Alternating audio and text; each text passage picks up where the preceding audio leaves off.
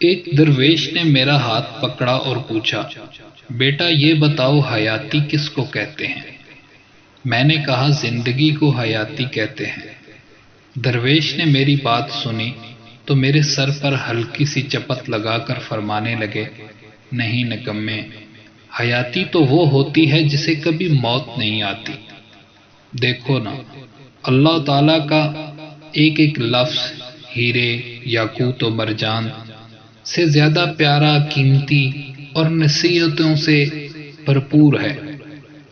اللہ نے یہ نہیں کہا کہ اسلام مکمل ضابطۂ زندگی ہے، بلکہ یوں کہا کہ مکمل ضابطۂ حیات ہے، اور حیاتی تو مرنے کے بعد شروع ہوگی، جسے کبھی موت نہیں آئے گی۔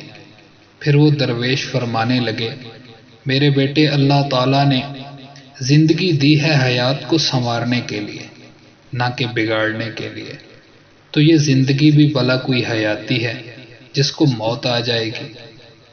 اصل تو وہ حیات ہے جس کو کبھی زوال نہیں، کبھی موت نہیں۔ تو زندگی ایسی گزارو کہ حیات سنور جائے۔